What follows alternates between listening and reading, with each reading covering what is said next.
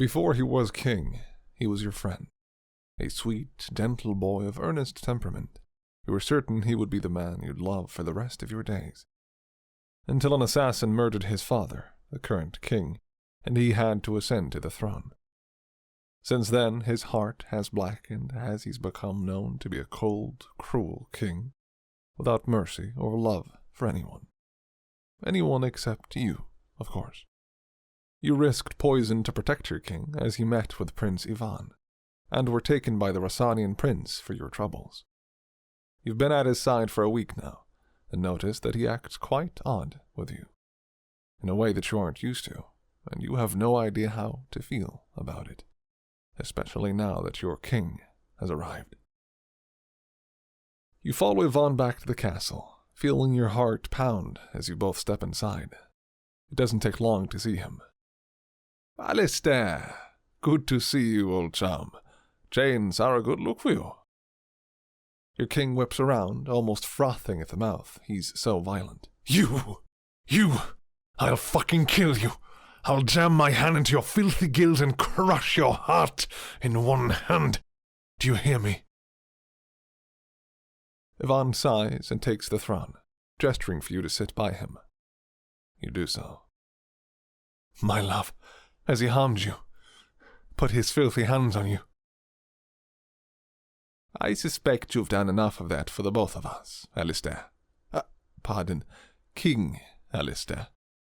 Astounding how you earned that title without being wed."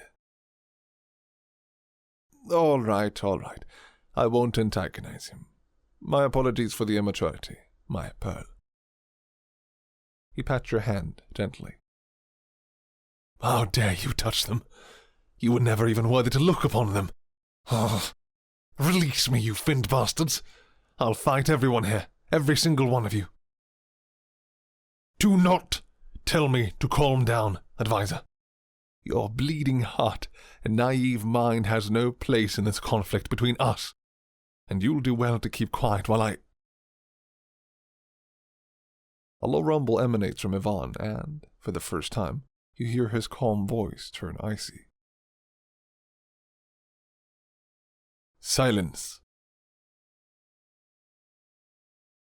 The chains rattling as they further encase Alistair, covering his mouth. He thrashes violently, eyes almost red with hate as Yvonne stands and approaches him, slowly walking in circles around him. "Some chains over your mouth won't kill you. I'm doing you an immense service by not cutting you down. I would not want to distress my pearl in such a manner. And as awful as you are, your people still require a leader. However," his voice darkens further, "let me tell you a story. A story about a young gardener that caught the eye of the prince when they were both children. Through everything, the gardener supported and loved the prince, promised to always be there for them, and followed through every single time. Now, imagine, if you could, the prince beginning to abuse the gardener. Their good nature. Our relationship is not your concern. If you are to be kept alive, and are to remain friends with my pearl, then it is my business. Darling, it is not my desire to have him tortured or executed, nor beaten, mind. What to do?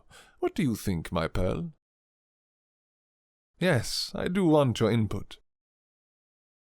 You make a sarcastic suggestion with a shrug of your shoulders. Kiss him. He's nowhere close to your radiance, but I suppose he's not half bad looking. Some of that, what do you land dwellers call it? Gothic charm. Is that what you want, love?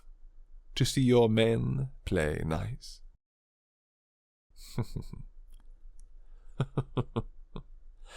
That's quite the blush.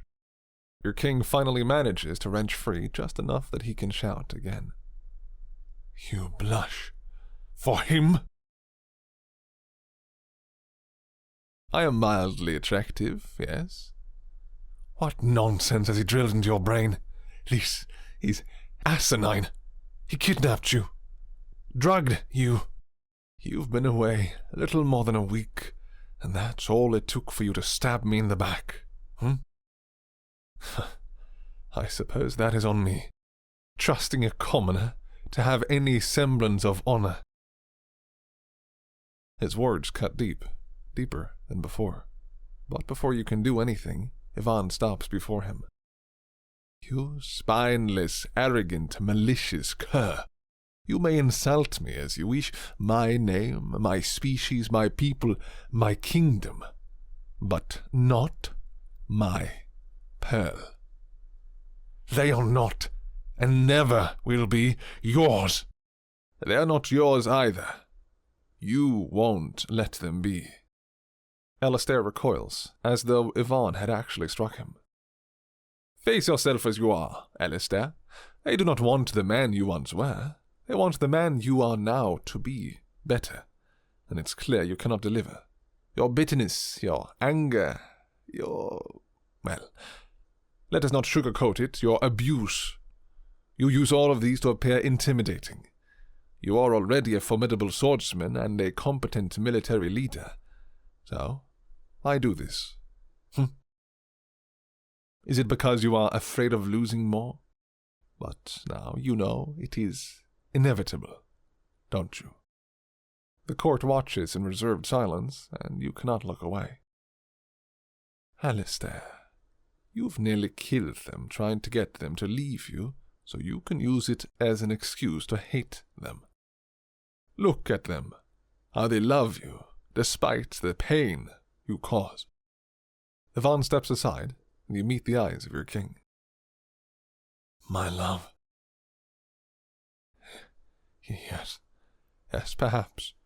Perhaps we could find peace with Rasan. I'm sure it is possible. He smiles, but it immediately turns into a cold, cruel sneer. And maybe while we're at it, we'll teach pigs how to fly. You aren't this stupid. You cannot be this stupid. Advisor, you are clearly too twisted up in his lies and poison to understand that he intends to bring our kingdom to ruin. Alistair? Do you really think he won't hurt you, Advisor? Do you think what he's doing to you now is how love should feel? I was foolish to care for you. That much is clear. Fine. My heart has no place for trash. The second the word leaves his lips, you see the hate slip to panic and shock. No, I didn't mean... You said what you said, and now you must live with it. You aren't sorry, do not pretend. You are not trash, my pearl, and you belong in a better place than a dusty, dead coffin of a hut. Yvonne sighs and rubs his temple. Please, guards, take him to the dungeons, for the time being. Don't rough him up, no matter how much of an asshole he is. We'll revisit this come tomorrow morning. Don't worry, my love. I promise he won't be harmed by anyone or thing. I believe he just needs some time to cool off and reevaluate his word choice. The guards dutifully collect your king as he looks up at you, broken.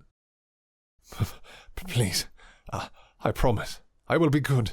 I will be kind. Please, just come home, my love. I need you. He is dragged away, still kicking and struggling, and peace returns to the royal hall. You are trembling, my belle. Please, let us retire to our quarters for a bit. Juno, please keep an eye on things. Thank you.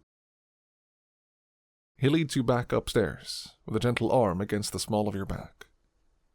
Here, let me wipe those tears away. He does, touch gentle. You hadn't even realized you were crying.